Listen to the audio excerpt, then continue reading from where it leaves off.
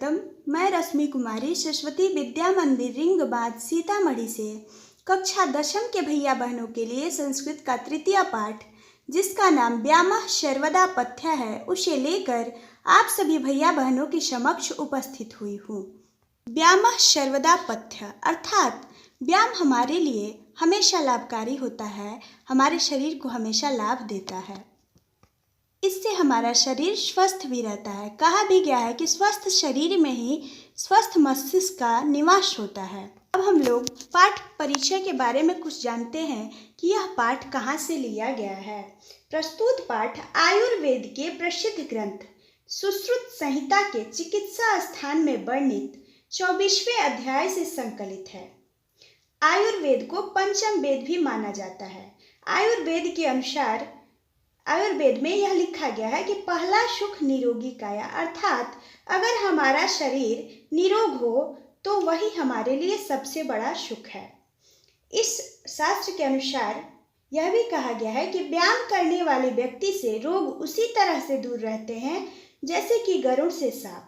इस पाठ में आचार्य सुश्रुत ने व्यायाम की परिभाषा बताते हुए उससे होने वाले लाभों की चर्चा की है। शरीर में सुगठन, कांति, स्फूर्ति, सहिष्णुता, निरोगता आदि व्यायाम के प्रमुख लाभ हैं।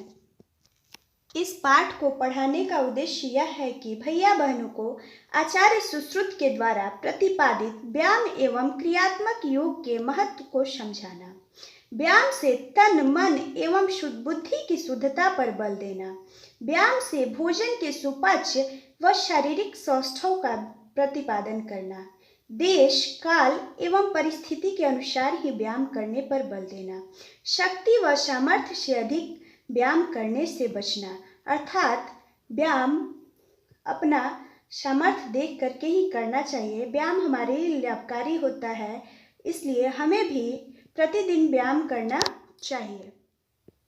अब हम लोग पाठ परिचय को जानते हैं, पाठ के ग्रामर को जानते हैं। जो पाठ का नाम है उसके ग्रामर को जानते हैं। जैसे व्यायाम है तो उसका अगर संधि विच्छेद करें तो वी जोड़ आयाम होगा। यहाँ पे ई और अ मिलके य बन रहा है, इसलिए यह हमारा यण स्वर संधि होगा। ई और अ दोनों स्वर है इसलिए यह स्वर संधि है और उसका य बन रहा है इसलिए यह यण स्वर संधि है। सर्वदा अर्थात हमेशा होता है और ये व्याकरण की दृष्टि से अव्यय है जो कभी भी किसी भी काल पुरुष वचन में बदलता नहीं है।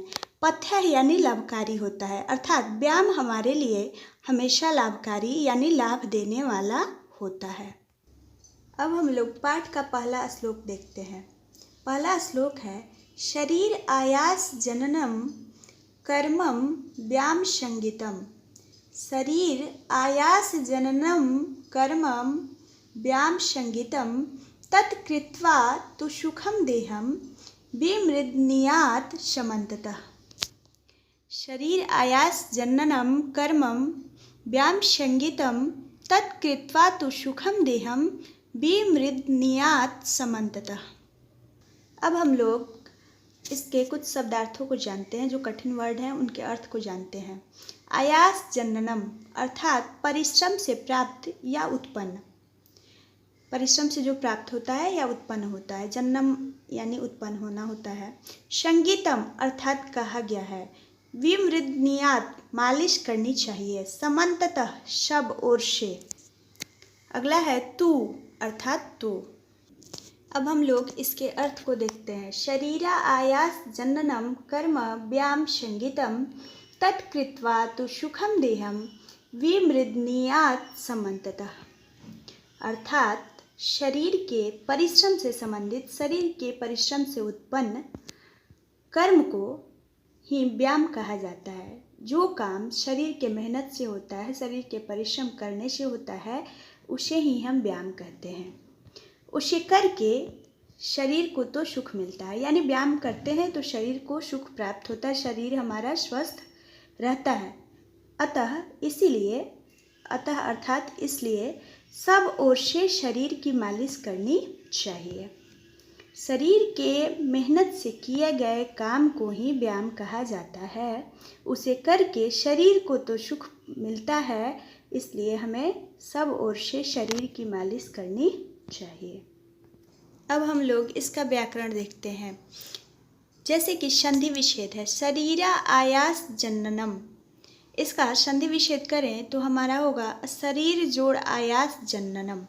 यहाँ पे हम देख रहे हैं कि अ प्लस आ अर्थात आ बन रहा है, यानी एक ह्रस्व स्वर में एक दीर्घ स्वर मिल रहा है। तो जब एक ह्रस्व स्वर और एक दीर्घ स्वर मिलता है तो वो दीर्घ हो जाता है और यह दीर्घ स्वर संधि के अंतर्गत आता है। दो ह्रस्व स्वर भी दीर्घ स्वर संधि का नियम है कि दो ह्रस्व स्वर जब आपस में मिलते हैं तो वो दीर्घ हो जाता है, वो भी दीर्घ संधि होता है। एक ह्रस्व स्वर और एक दीर्घ स्वर जब आपस में मिलते हैं और वो दीर्घ हो जाते हैं तो भी वो दीर्घ स्वर संधि है। और जब दोनों दीर्घ स्वर में आपस में मिलकर दीर्घ हो जाते हैं तो वो भी दीर्घ स्वर संधि का नियम है। तो ये हमारा दीर्घ स्वर संधि हुआ। अ और आ दोनों स्वर हैं इसलिए ये स्वर संधि हुआ, और एक ह्रस्व स्वर और एक दीर्घ स्वर मिलकर दीर्घ हो रहा है इसलिए ये दीर्घ स्वर संधि हुआ। अब देखेंगे प्रकृति प्रत्यय।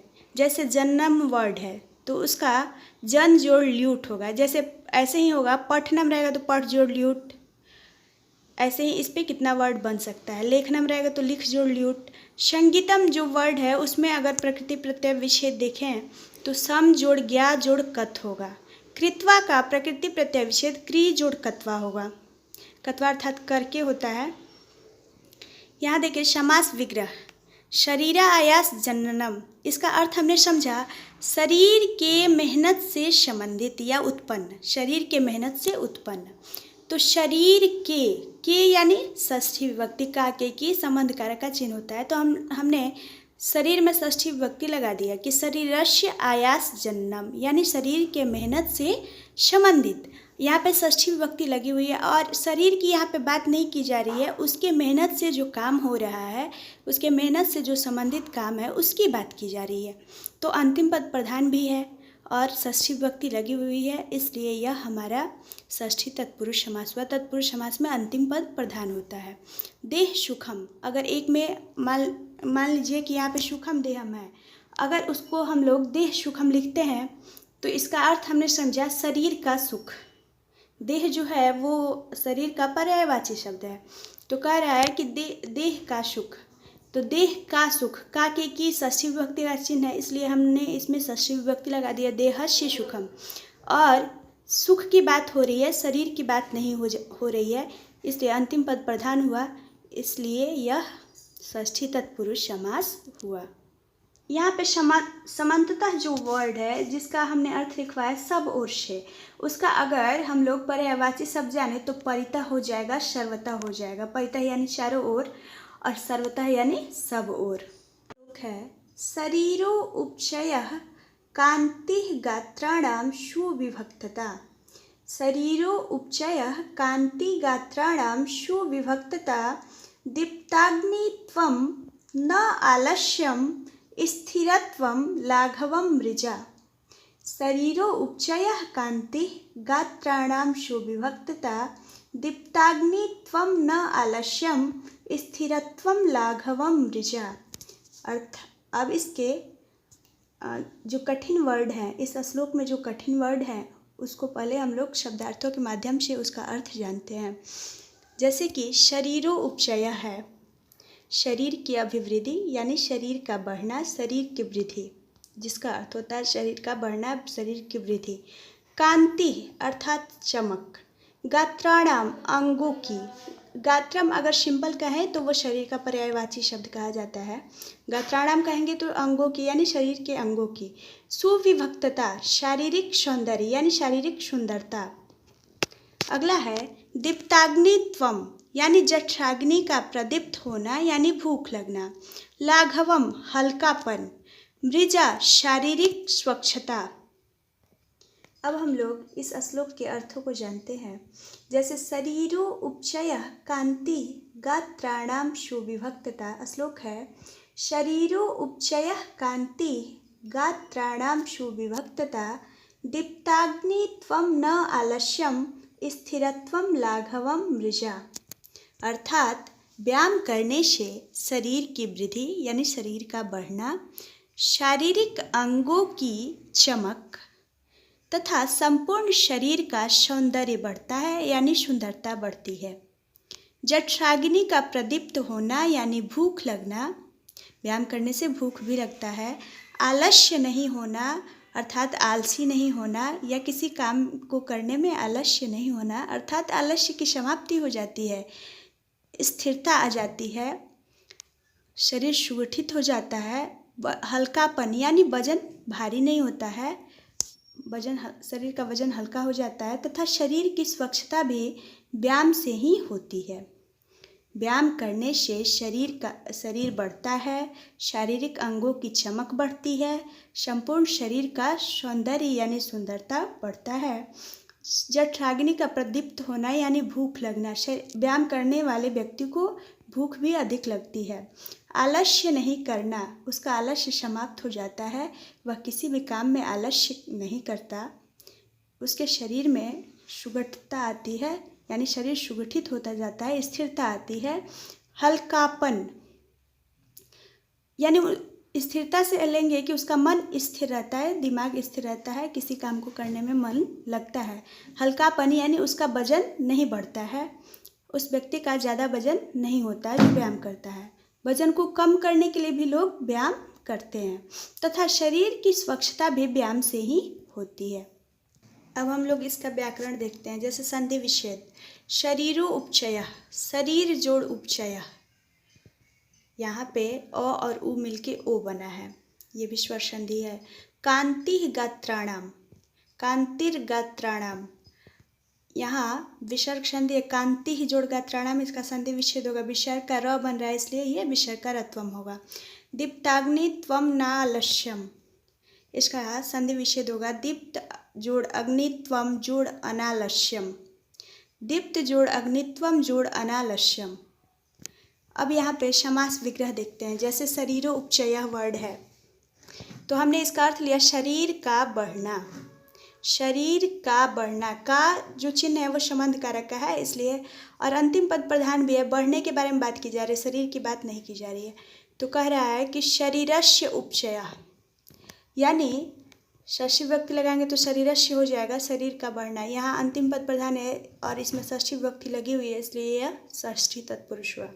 अनालस्यम, अनालस्यम का समास विग्रह न आलस्यम होगा और यह नए समास होगा। जहाँ पे अ या अन का अर्थ नहीं के अर्थ में आता है उसे हम नए समास कहते हैं, और इसका विग्रह ऐसे ही होता है, न आलस्यम नए समास। जैसे कि अन्याय है तो न न्यायम, उसका विग्रह कर सकते हैं। अब हम लोग इसी श्लोक का प्रकृति प्रत्यय विच्छेद देखते हैं। जैसे सुविभक्तता वर्ड है तो जिसमें ता लगा रहता है उसमें तल प्रत्यय लगता है, सुविभक्त जोड़ तल।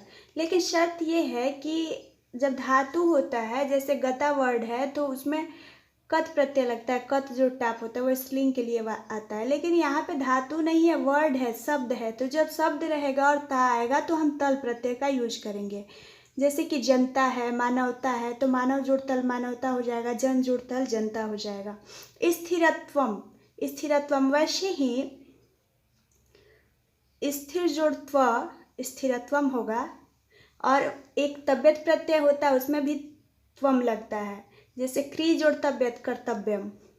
लेकिन यहाँ पे वर्ड है और यहाँ पे त्व लगाएंगे, स्थिर जोड़ त्व स्थिरत्वम। दीप्ताग्नित्वम है तो दीप्ताग्नि जोड़ त्व होगा। लाघवम का प्रकृति प्रत्यय विच्छेद लघु जोड़ अड़ होगा। मानव का मनु जोड़ अड़ होता है, वैसे ही लाघवम का लघु जोड़ अड़ होगा। मृजा का प्रकृति प्रत्यय विच्छेद मृज जोड़ टाप होगा। यहाँ पे ये स्त्रीलिंग के लिए आया है, आकार लगा है तो इसमें टाप प्रत्यय है, टाप एक स्त्रीलिंग प्रत्यय है। आज के लिए बस इतना ही, बाकी श्लोकों को हम लोग अगले वीडियो में फिर देखेंगे। सभी भैया बहन इसमें का सब ग्रामर, व्याकरण, शब्दार्थ सब अपने कॉपी में नोट कर लेंगे और श्लोक का अर्थ भी।